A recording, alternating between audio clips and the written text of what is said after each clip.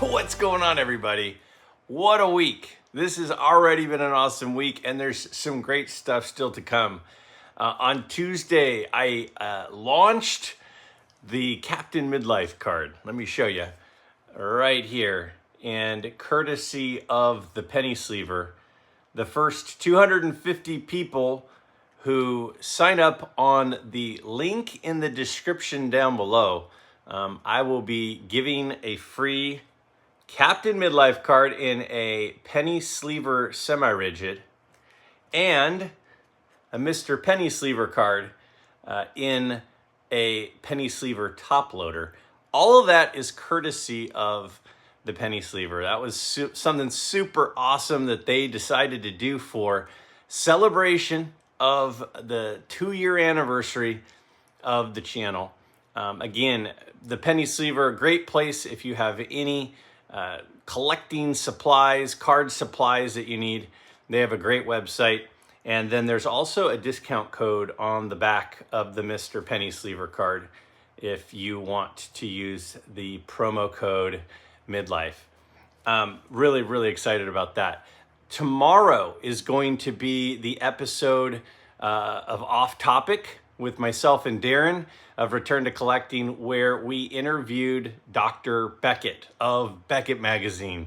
Absolutely like a childhood dream come true. That was so much fun.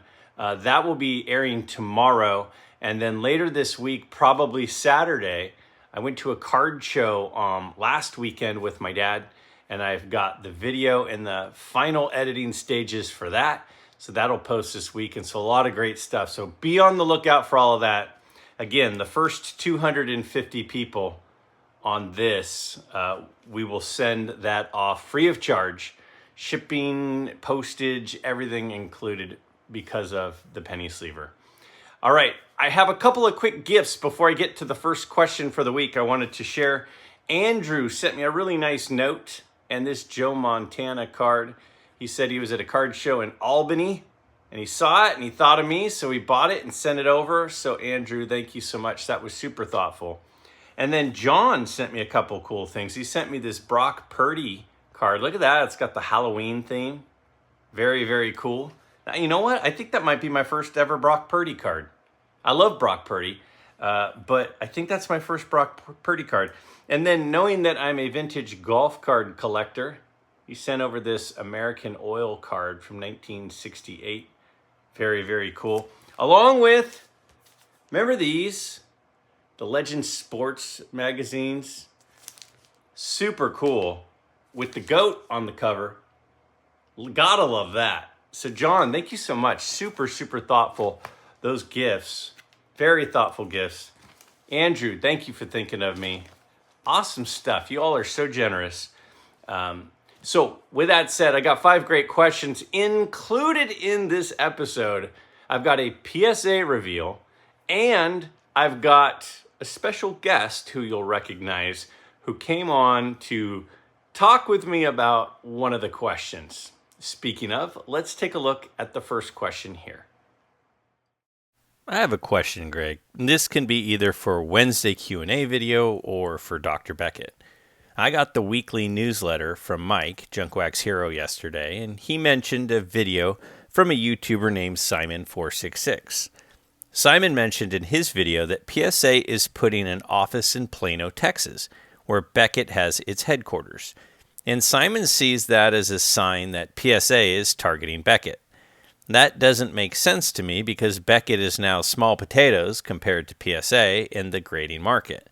In September, Beckett graded 23,000 cards compared to 883,000 graded by SGC and PSA combined.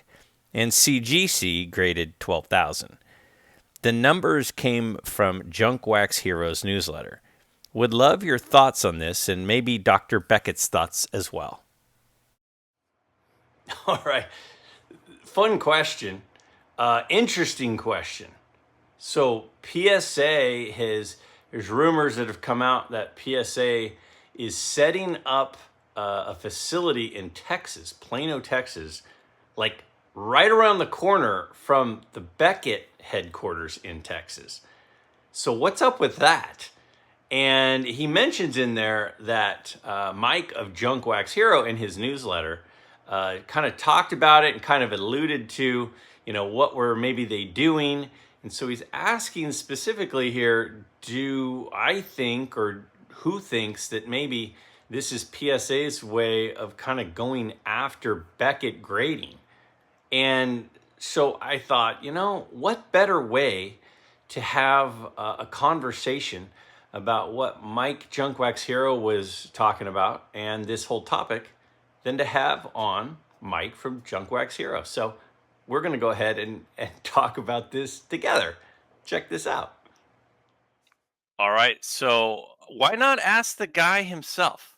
Why not ask the guy himself? So here he is, Mike. I've had you on my channel before, and you had me on your live stream recently. That was fun for your 10,000 subscribers. But there was a question, and just for those listening, you I'm don't dying to know. know. I'm Yeah, you dying to don't know know what what it it is. is. Yeah. You don't know what it is.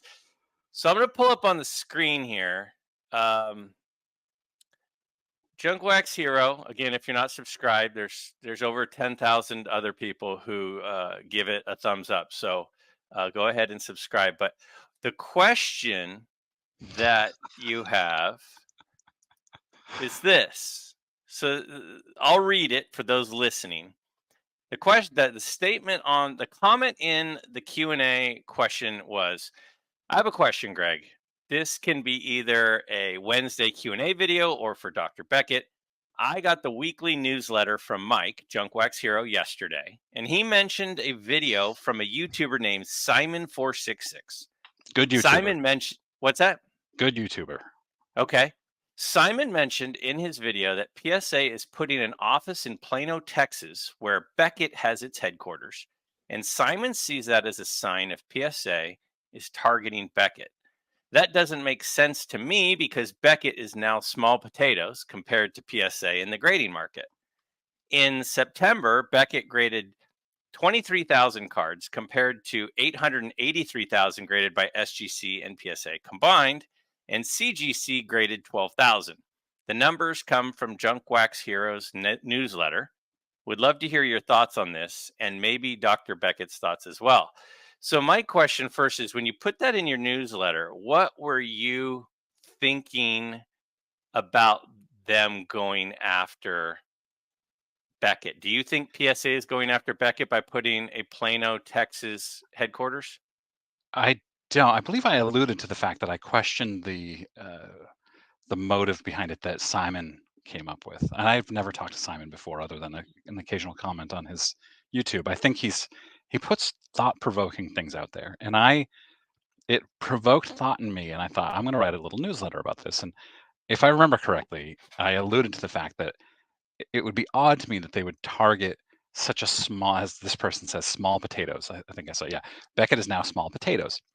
But I can see PSA or collectors, I should say, trying to target Beckett for effectively a takeover, try to squeeze them even more so that they almost can't resist being purchased by collectors. Mm-hmm. Yeah, I think I see that more not as a competitive move against Beckett, but potentially as a merger move. Yeah, which would be bad. I also could see, and now living in California where the PSA headquarters are, the tax rates and things and the business environment has a lot of companies moving headquarters to states like Texas. Yep. And so I could see them keeping their California office, but moving some things that direction.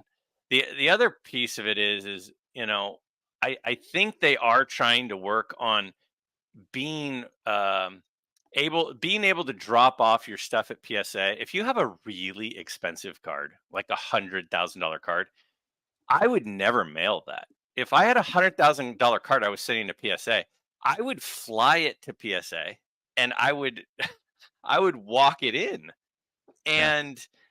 And so I think that it might be them just trying to be in more locations. They're doing the drop-off events and stuff, but so I could totally see it more from that perspective. But the other thing I'm curious about, and this is just completely speculative, but I know that SGC and PSA are under the same umbrella. And I Mhm. know that when PSA acquired, or I'm sorry, collectors acquired SGC, one of the things that Nat Turner said is, well, we want to get more vintage graders. Great vintage graders are hard to come by. And Yep. SGC has a lot of really good vintage graders. But I could see a lot of those people from Florida not wanting to move to California. So it's not impossible to me that it's sort of another option for maybe something in that realm. What do you think about that? Absolutely. There are a lot of different reasons. As a, I've worked in data for many years, and people always want a singular boogeyman to point to that Mm, says, why did this happen? And I don't think there's a single reason why. I think there are a lot of reasons that made Plano, Texas attractive to not PSA, but collectors. And I think that Beckett being there is one of them, but it's a small one. The yeah, taxes being one of them, the stealing employees away from Beckett is another one. yeah, and that's one of the things I was thinking too is with the backlog that PSA has, and I mean, I sent in a submission in August, and it literally just came today, and I hadn't sent anything to PSA in like 2 years. If they were starting to hear rumbles of Beckett no longer existing as a grading company, again, this is just speculating, and you were looking to acquire graders, which there seems to be a shortage of, why not set up shop down the street from the company that suddenly has a bunch of guys looking for work that have been graders? Like, Literally it, on the same street, I think, yeah, if I so remember it, it correctly. it it literally seems to me like if they were thinking about opening another location, one location that would make sense would be a tax and business friendly state like Texas. And why not do it right around the corner from where all these Beckett graders are if things were to fall apart at Beckett, you or those people were afraid of it falling apart and wanted a more stable company to be a grader for. Yep. It seems like a good place to set up shop to be able to have a long line of potential employees to be grading who are Yeah. familiar with the process. Yeah. And I love that Steve Gallo has taken my newsletter and then gone to you and asked a question about it. This is such great cross promotion for me. I love Um, it. Yeah. that newsletter, by the way, go. I'm going to just pitch my newsletter here to Pitch it. anybody. Pitch away. Junkwaxhero.com, free newsletter. Go subscribe. 1,000 people are reading this, and I'm not just pointing back to my content, but that article that I wrote. This is fun. This is one of my favorites. Is it ended with the line, as usual, collectors wins, collectors capital letter Sure. collectors, and lowercase collectors lose. Huh? Oh, That's pretty I good. like that. I like that. It's like, what do they call it? A double entendre or whatever those are. Right. Multiple meanings in there. Yeah. And I will say, as the final plug for your newsletter, since you took the time to come on, I might as well help plug. There was one newsletter where you had a Q&A with another YouTuber that Yeah. was Sammy Thunder. fantastic. Yeah. And Sammy was Thunder. it the That's same it. one? No. Fantastic. Sammy Thunder. Oh, hold on as I pull the knife out of my heart. Yeah, You were there great. was a Q&A. There was a You were the Q&A first. in one You of were the them. The first I first did. Q&A of a YouTuber was me. I laid the groundwork for Sammy to come in and slay it. Yep. And now I have Dan's Vintage Baseball PC, who wrote an Nice. article that I'm publishing on Wednesday about Jeff Wilson. How can you Ooh. resist that? This is Everybody loves good Jeff Wilson stuff. And I Dan's teed. fantastic. So I have a feeling I just am going to go out on a limb and say Dan is probably an excellent writer. He is phenomenal and subtly hilarious in the writing too. I could It's see that as well. I texted him last night. I said, "You got to watch this Jeff Wilson video. I'm going to write a newsletter about it." And he watched it and he said, "No, you got to let me write this." And I said, "Okay, This isn't the video that he just did where he opened the pack, is it? that's the one." Oh, jeez. I may or may not have shared / forwarded that video with quite a few people this morning when I finally saw it. It's atrocious, and It's rough. It's rough. it's hilariously bad. And I think what I need to do is I need to pay Dan to just anytime Jeff talks about vintage, write me up a newsletter about it, and then I will publish it. And Dan, he's good. Yeah, he is. So I'll publish that Wednesday morning. All right. Well, thanks for joining us. I think that we kind of agree. I don't think it was a competitive move from a takeover standpoint, but I think there were a lot of peripheral type positive potential opportunities for PSA by going where they went. Agreed? Yeah, absolutely. All right. Thanks, Mike. I love this idea, by the way. This is bringing on somebody else to answer questions.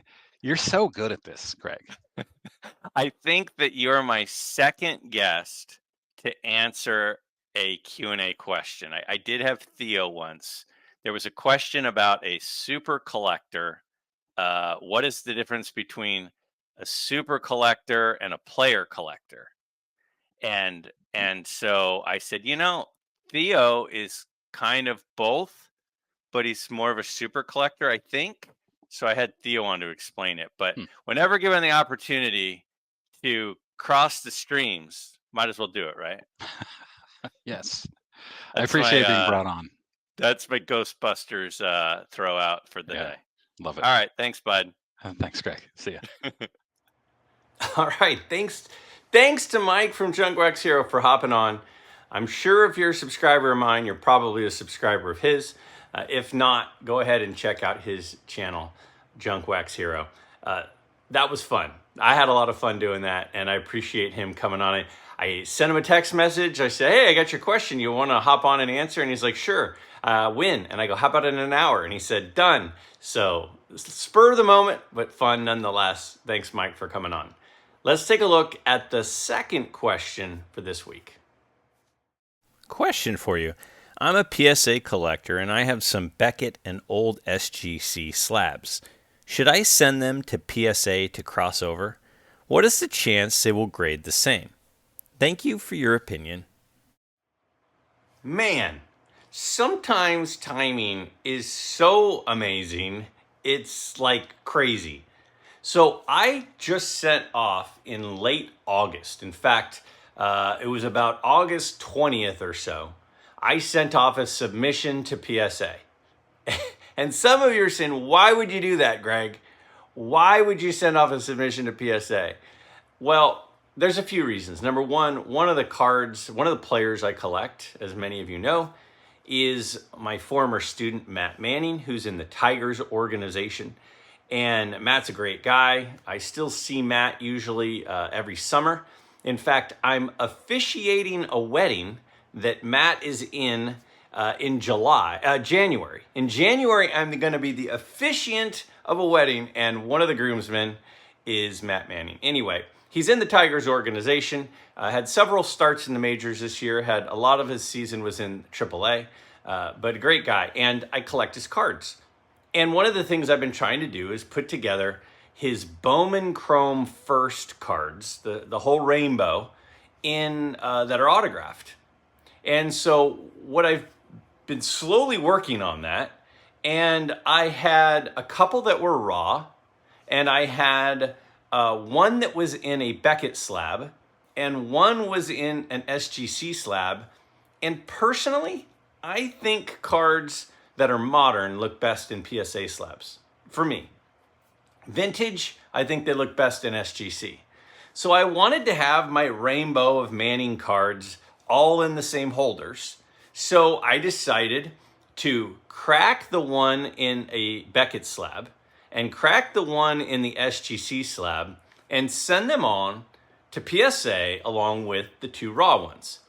Now, in addition to that, in addition to those 4 cards, because PSA at the time, I got some email or something, and it was some special offer or whatever, and it said something like, spend $70, get like a $30 credit. So I was gonna do this anyway. So I'm like, okay, well, I'll send in those 4 cards, and I was really curious to see how would my SGC slab do after I crack it and send that card in. Again, it wasn't a crossover. It was a crack and send in raw. And how would my Beckett do? Because they both were graded 9s in their respective slabs. The SGC card was an SGC 9, and the Beckett was a Beckett 9. And so I was like, well, I'm going to send them in and see how this goes. So to your question, how do I think SGC slabs will do crossing to PSA, and how do Beckett slabs, how will they do crossing to PSA? Well, I can at least give you the answer for these cards in question.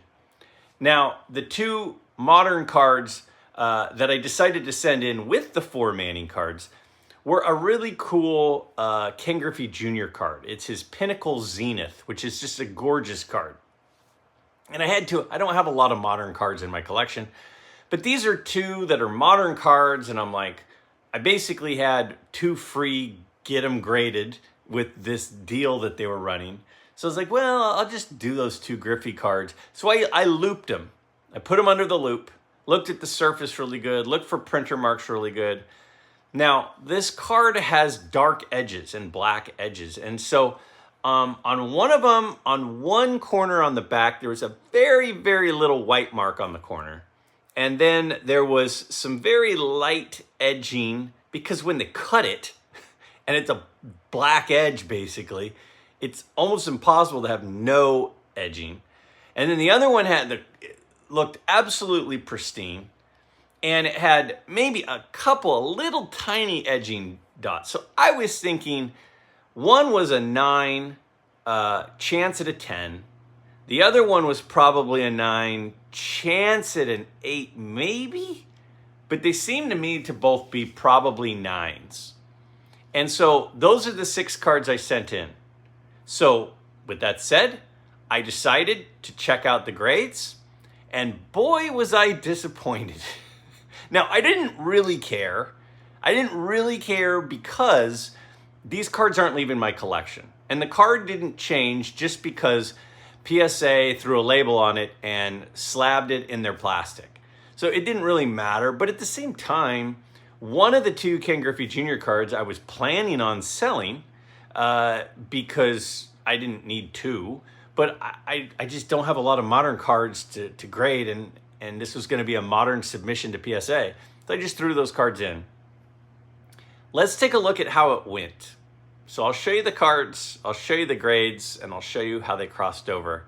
And we can see for ourselves how SGC compared to PSA and how Beckett compared to PSA. Here it is. All right, so I've been putting together this rainbow of Matt Manning first Bowman autos. That was his base auto. And then I've got the refractor auto. This one's out of $4.99. Beautiful card. Those are both in 10s. Not that that matters. And then I've also got this one right here, which is an out of 150. This is a blue wave refractor. So there's a blue and a blue wave. So I'm leaving space there for the out of 250 purple that's coming. And then I'm got the out of 99 green. This one's in a PSA 9. Again, the main reason I wanted them in PSA, these ones for the reveal I'm doing, is I just wanted them all to match. I just thought it'd be cool if they all matched the same slab because I'm weird like that.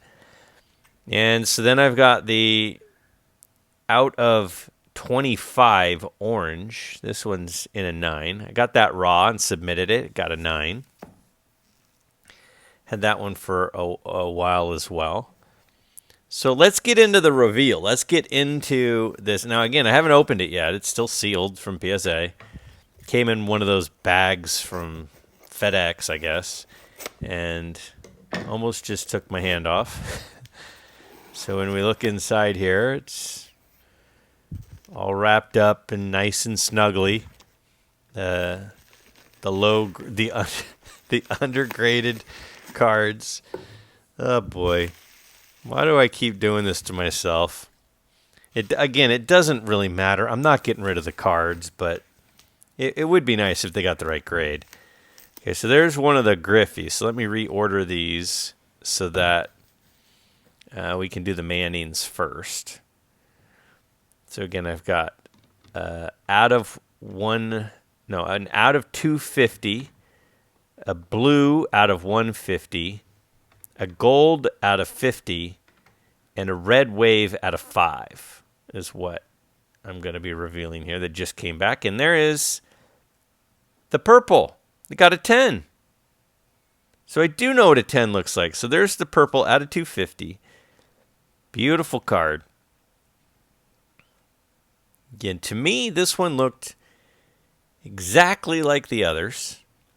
So now I've got the base, the out of 499, the out of 250 purple, the out of 150 blue wave, and next up will be the out of 150 blue, just straight blue. So here that one is. Now this one was in a holder. This one was in an SGC holder, which I cracked and then sent the card in. And it received a 9 for the card, a 10 for the auto. Now I didn't do dual graded. I just did regular grades because, again, I don't really care what the auto grade is because I'm not selling them. Well, this got a 9. So the one that was in an SGC 9, when I cracked it, sent it to PSA, it got a PSA 9. Why was it a 9 and not a 10? No clue. But again, doesn't really matter. Next, I've got my gold. So this one was in a BGS 9. Here is the label before I guess after I cracked it, I pulled that aside and set it out to show you all. So it had the 9 grade from BGS. Beautiful, beautiful card. Absolutely flawless as far as I can tell. I looped it and everything. So did it get a 9? Why did it get a 9? I don't know, but it got an 8. So that is apparently what an 8 looks like.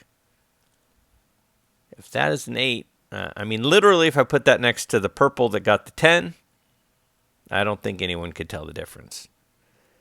So the gold one got an 8. So the one out of 250 got a 10. The one out of 150 got a 9. I see a trend. The one out of 50 got an 8. Cool. So last but not least, I have the red wave, the out of 5. This I bought raw. I looped it. Looked pretty darn perfect. This was not previously graded. And it's a gorgeous card. Got an 8. Now that one I thought might get a 9 because to me it's a little off center side to side. So I was expecting a 9 on this one. Got an 8. You can see the centering compared to the gold. It's a little off center compared to the gold. But those are 8s. So PSA 8 on that one. Again, doesn't really matter, but it does seem like, well, whatever. It doesn't matter. So then, again, there are the little tabs from before. The SGC was a 9 and went to a 9 on the blue up there. And the gold out of 50 went from a 9 to an 8. So how about my Ken Griffey Jr. Zenith? These are like $3 cards. Why would you slab this, Greg? I have no idea. I had 2 free modern cards to slab. One of these I was going to keep in my collection long term. So I said, I'll send it in. Now, if you look here, the back, the border on the top edge and right edge are black. So any mark, you can see a little tiny bit of edging on the top border in a couple spots if you're really being picky. But again, they had to cut the card. So what did this one get? an 8. That is what an 8 looks like. So perfect corners, perfect surface. That is an 8. In the world of PSA headquarters. Interesting. I hate to see what a 7 looks like. And I got another one. Again, I got 2. One of them I'm keeping. The other one I was like, oh, I'll just get it graded and sell it. I don't know. So this one looks very similar. They both have perfect corners. They both have perfect surface. There's the surface you can see. Again, it's a gorgeous image. Look at the back. Now, on the back of this one, the top right corner might have just an absolute touch on the top right corner, maybe. And maybe just a little touch on the top edge, the black edge up there, maybe. Looks like there's a little white touch on that top right-hand corner. So maybe like a 9, right? Right? That's what you thought. That's what I thought. Nope. Not a 9. A 7. That's what a 7 looks like. What a world. Man. All right. So there's that. Question for a future video. Let's say one or both your daughters randomly found some joy in collecting Pokemon cards. One day they call you up and ask if you would partake in the Pokemon hobby. They need help and ask that you join them at occasional card shows and best practices in trading and collecting Pokemon. They ask you to research Pokemon cards to understand the hobby and trends. Moreover, they ask you to buy Pokemon cards with them to have fun and spend time together. If Pokemon is tough, let's change it to modern sports cards. Would you discontinue some of your vintage discretionary budget to spend time with your kids and enjoy a different sector of the hobby altogether? I ask because recently my daughter and her school friends are into Disney Lorcana. She knows how to tug at me. One of her friends got a Cinderella and Enchanted in PSA 10 and she wanted one too. Got into a talk about not buying into hype. What would it take for you to try another section of the hobby? I think this is a fun question. You're pulling at my heartstrings just like it sounds like your kid was as well. Now, here's my thoughts. Now, first of all, I think that sports cards are an incredible way to introduce kids, young people, even adults, to business. To introduce you how to take care of things, how to buy low, sell high, how to think about a strategy of, is this a card that has long-term value or short-term value? It's sort of like the stock market, but for kids and adults, in a way. In addition to collecting what you like, and getting a deal and negotiating and talking to adults. Now, my kids are 17 and 18, all right? Molly is a college sophomore, even though she's 18. She's a college sophomore. She's probably technically, if you look, she had so many AP classes and stuff, she's probably technically done with her sophomore year if you look at units. Lucy is a high school senior. And so would I get into Pokemon or Lorcana or any of those sorts of things if my daughters asked me to get involved with them? Yeah, of course. Of course I would. I would do anything for my kids. I've been getting up pretty much every Saturday morning for about the last 15 years. Instead of sleeping in and watching college football, going to Little League games and soccer games and spending my evenings at gymnastics practices and ballet and, golf lessons and anything you can think of. So, and I've loved it. I've loved it. And Lucy's, it's her senior year. It's coming to an end. And she can absolutely play in college if she wants. She has Right now, there are 3 schools that are very interested in her. Whether she decides to play in college or not is up to her. But an opportunity to spend more time with my kids, teach them about some of these business concepts, but enjoy a hobby with my kids, 100%. Now, I do not understand Pokemon. Like, I'll be honest with you, I don't even know how it works. I just see a bunch of cards with a bunch of cartoon characters on them. That is literally all I know. And I've heard Charizard is good, and I've heard of Pikachu. That's about all I know. Now, Disney Lorcana, I know some of those characters, and I know that there are probably like refractors and things that are more desirable than others. But so yeah, but I would absolutely do that. Now, I've tried to get my kids into it. I've Lucy is a big soccer fan. Her favorite player is Carly Lloyd. I bought her a Carly Lloyd autograph card and gave that to her one year. Molly is really into Star Wars and all of that kind of stuff. And so I bought her a Baby Yoda Grogu rookie card refractor one year.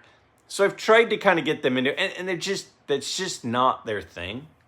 But if they came to me and said, "Hey, Dad, I'm really into, Star Wars cards now. You want to collect them with me?" Absolutely. Would I spend some of my hobby budget to spend it with them?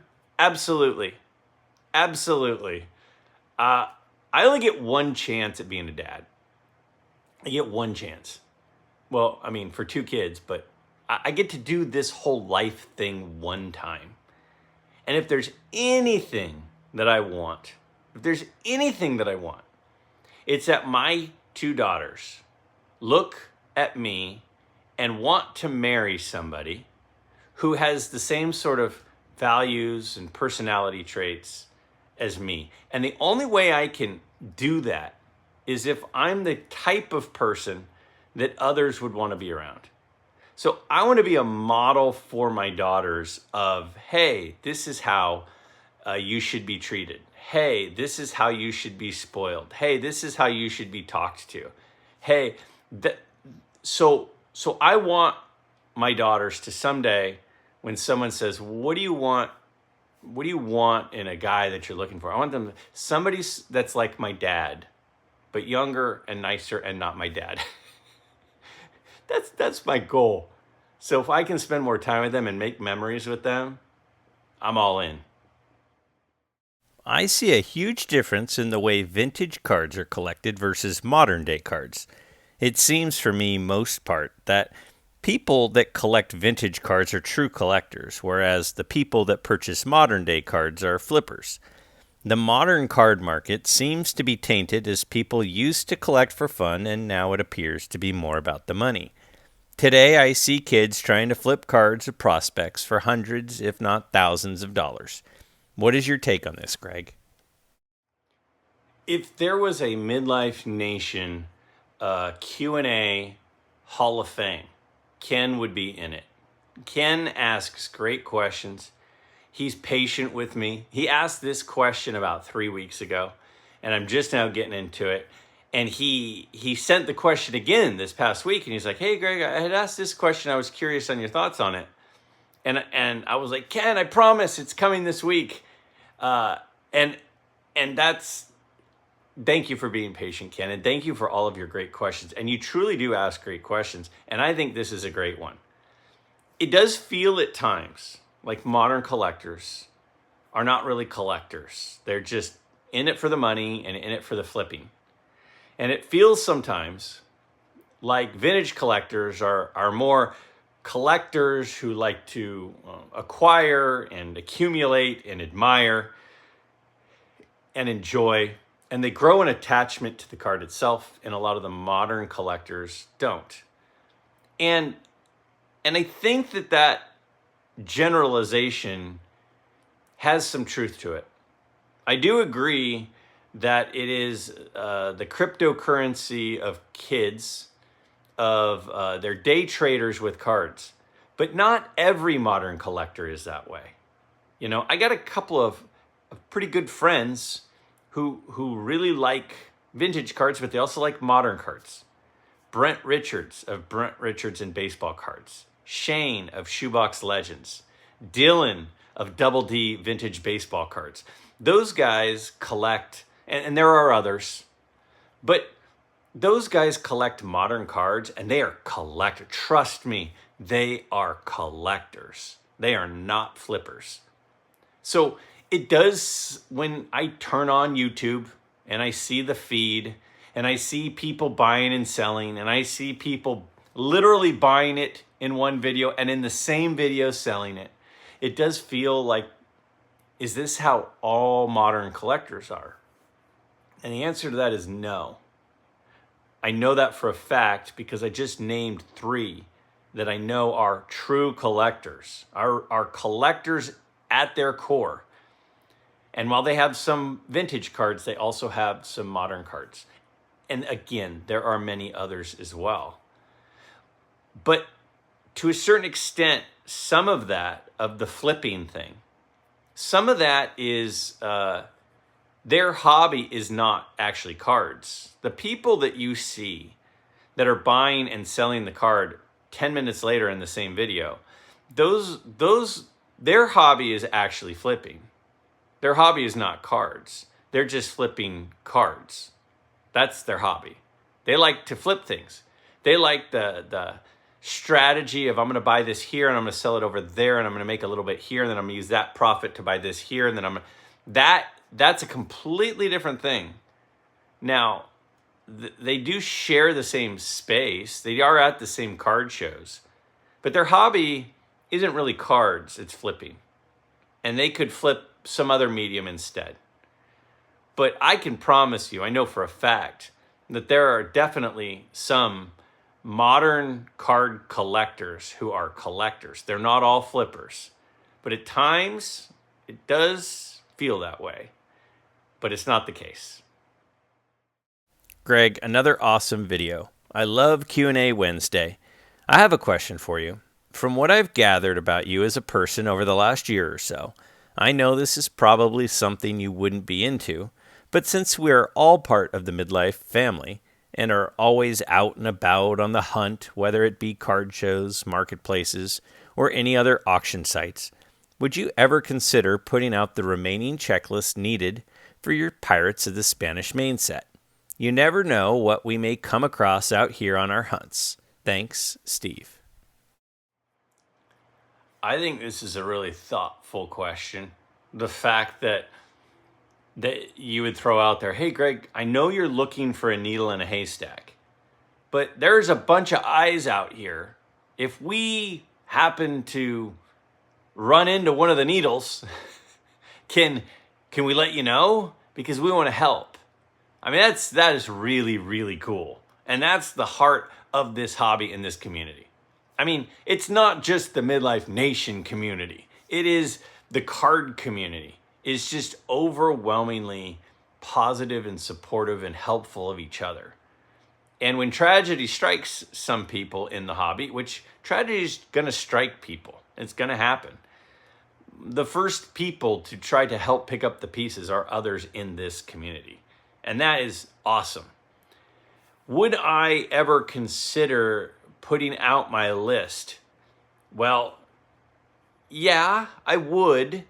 There are 19 more cards from the 1888 Allen and Ginter Pirates of the Spanish Main set that I don't have. And I'm definitely always looking. But I also have certain criteria, which makes it tough. The criteria are things of, does it have the eye appeal that works for me? Now, the eye appeal that works for me might be different than the eye appeal of someone else. It's also a price point. Like, there are cards for sale right now of this set that are available on multiple platforms. And as much as I want to just go buy them all, I'm only going to buy them when the price is right. So right now, there are 3 or 4 on eBay, just for example, that I need. but I'm not going to pay what they're asking because they're asking 3 or 4 times what it's worth. So I'm not going to do that. So I have to be patient. And when you look at these cards, these pirate cards, you know, most of them in PSA, the population's between about 17 and 24. And when you look on SGC, the population's similar. So for most of them, there's about 40 that are in holders that are known to exist. And that makes it hard to not buy one when you see it. But I still have to be patient and smart about it because I don't have unlimited funds. And this is just part of my collecting. If all I collected were Allen and Ginter Pirates of the Spanish Main cards, then I would, anytime one was there, I'd go for it. But I just have limited funds. Like, I don't have unlimited funds, like all of us. And the strategy of when to pounce and when to, I gotta be patient, when to hold, right? When you play your chips, when you go all in, when do you fold, even though maybe you shouldn't have? That's part of this hobby. That is part of the strategy of it. Now, I will say this.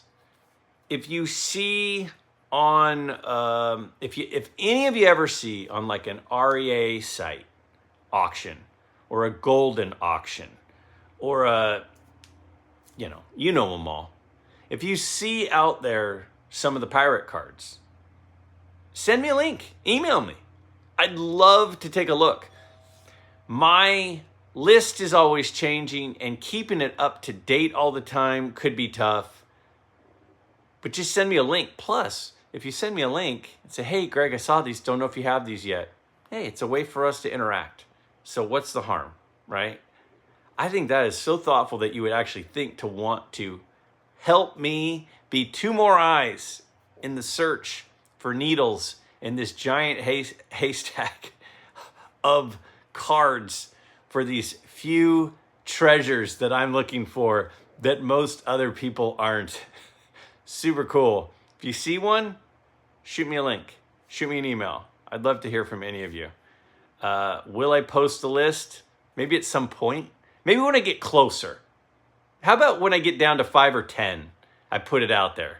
Because that's when the hunt will really intensify. Thanks everybody who submitted a question this week. If you have a question for an upcoming episode, do not hesitate to down below in the comments. Simply type out your question. I look forward to it. And by the way, don't forget, speaking of pirate cards, the penny sleever doing the giveaway, free to your home. Use the link in the description.